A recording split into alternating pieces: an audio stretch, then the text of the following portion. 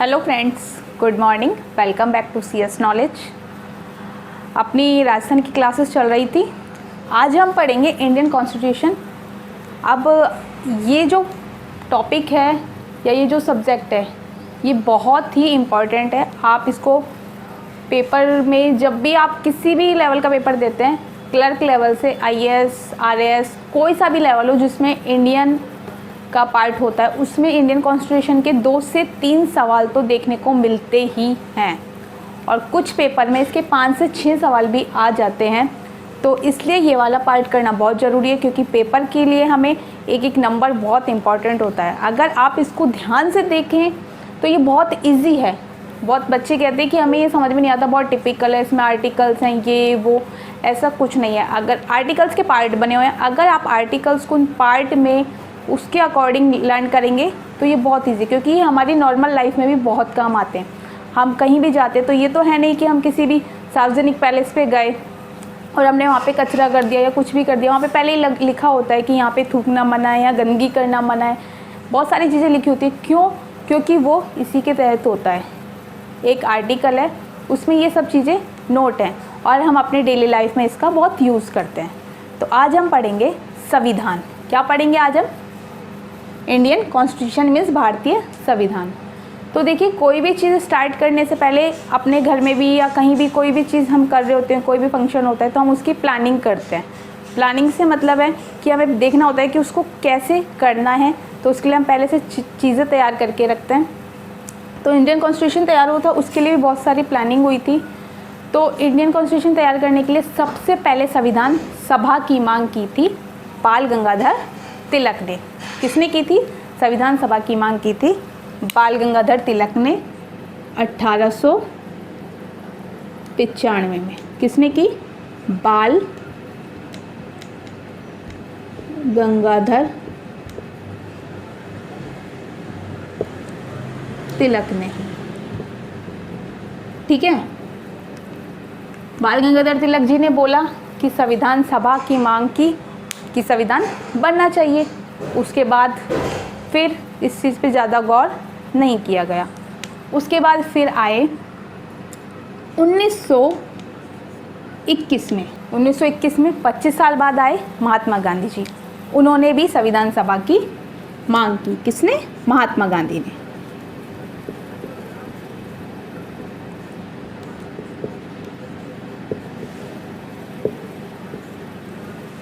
ठीक है।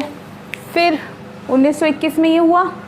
उसके बाद फिर 1934 में, 13 साल बाद फिर कौन आए? 1934 में आते हैं अपने MN रॉय।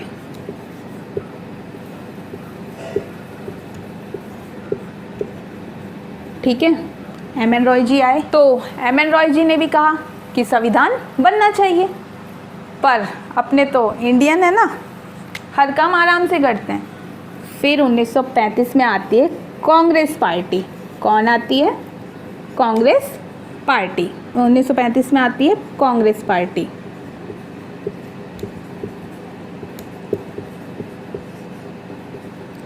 ठीक है। इन्होंने आधिकारिक रूप से संविधान सभा की मांग की। जो एक होता है ना कि नहीं, ये हमारा अधिकार है, ये तो होना ही चाहिए।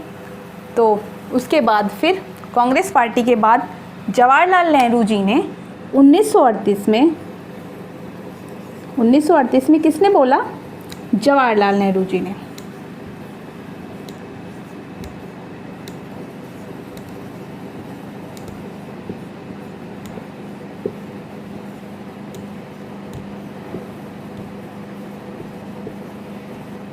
ठीक है। जवाहरलाल नेहरू जी ने बोला कि संविधान तो बनना चाहिए और इन्होंने निर्वाचित संविधान सभा की मांग की।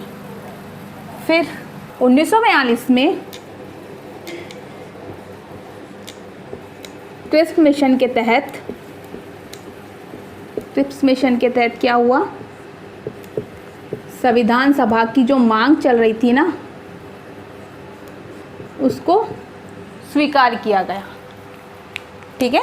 किसके तहत? 1942 में क्रिप्स मिशन के तहत संविधान सभा की मांग को स्वीकार। फिर 1946 में 1946 में क्या होता है?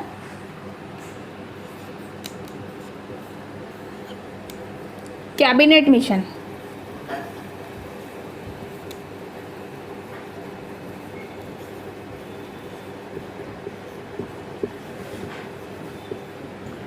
कैबिनेट मिशन 1946 में क्या होता है?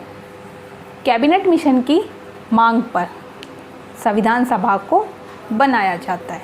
ठीक है, तो ये हुआ। फिर उसके बाद संविधान सभा बनने की तैयारी की गई और इसका जो था निर्वाचन कैसे हुआ? आनुपातिक पर निर्वाचन हुआ, आनुपातिक। इसका चुनाव कब हुआ? जुलाई अगस्त 1946 में। जुलाई अगस्त 1946 में इसके चुनाव हुए थे। ठीक है, इसमें 10 लाख की जनसंख्या पर एक प्रतिनिधित्व घोषित किया गया। क्या किया गया? 10 लाख की जनसंख्या पर एक प्रतिनिधित्व घोषित किया गया। जैसे कि 10 लाख की जो जनसंख्या होगी उस पर एक नेता होगा, वही सबकी समस्या सुलझाएगा। ओके, ठीक है, ठीक है। इसमें 3 श्रेणियां रखी गई, मुस्लिम, सिख और सामान्य। ओके, पहली थी मुस्लिम, दूसरी सिख और तीसरी में सामान्य, यानी कि सभी लोग जो रह गए। ओके, तो 3 श्रेणियां थी जिसमें ये लोग थे मुस्लिम, सिख और सामान्य। फिर इसके बाद 9 दिसंबर 1946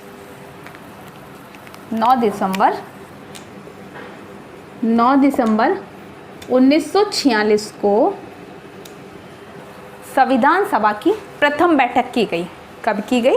9 दिसंबर 1946 को। ये जो फैक्ट है ना, बहुत इंपॉर्टेंट है। ये सीधे के सीधे पूछ लिए जाते हैं इंडियन कॉन्स्टिट्यूशन में।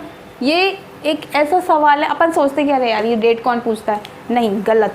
ये सीधे की सीधी डेट पूछी जाती है कि इस डेट को क्या हुआ। अपने को पता नहीं होता है कि क्या हुआ, वो क्वेश्चन गलत हो जाता है। तुक्का लगाना तो अपना काम है, पर तुक्का लगाने से पहले आप उस डेट को एक बार क्लियर कर लें। सच्चिदानंद सिन्हा जी को इस सभा का अस्थायी अध्यक्ष चुना गया। ओके, 9 दिसंबर 1946 को अपनी प्रथम बैठक होती है संविधान सभा के लिए, और इसके जो अध्यक्ष थे वो परमानेंट अध्यक्ष नहीं थे, वो अस्थायी अध्यक्ष थे सच्चिदानंद सिन्हा जी। ठीक है, तो सीधी लाइन बोले तो सच्चिदानंद सिन्हा जी को इस सभा का अस्थायी अध्यक्ष चुना गया। ठीक है, किसे चुना गया? सच्चिदानंद सिन्हा। ठीक है, कौन से अध्यक्ष थे ये? अस्थायी। ओके, अस्थायी अध्यक्ष थे। इसके जस्ट 2 दिन बाद 11 दिसंबर 1946 को संविधान सभा की द्वितीय बैठक होती है। ये तो कौन सी थी? फर्स्ट। ये थी सेकंड बैठक। 2 दिन बाद ही हो जाती है। फिर जब दूसरी बैठक हुई तो बोला अस्थायी अध्यक्ष से काम नहीं चलेगा, अब तो स्थायी अध्यक्ष चुनते हैं। स्थायी अध्यक्ष चुना तो वो थे हमारे राजेंद्र प्रसाद जी।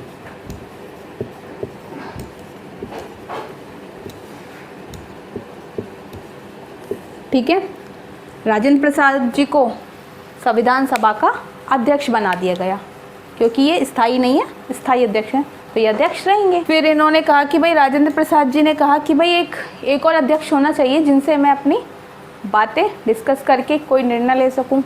फिर एच.सी. मुखर्जी आते हैं अपने, उनको क्या किया गया? एच.सी. मुखर्जी को उपाध्यक्ष बना दिया गया।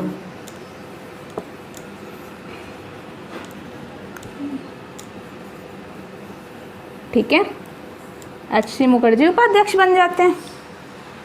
ओके, उसके बाद T Krishna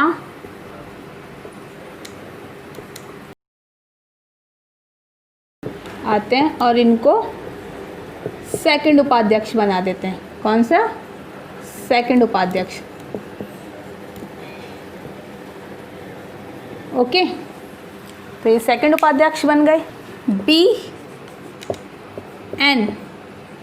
B N Rao, इनको बना दिया प्रमुख सलाहकार।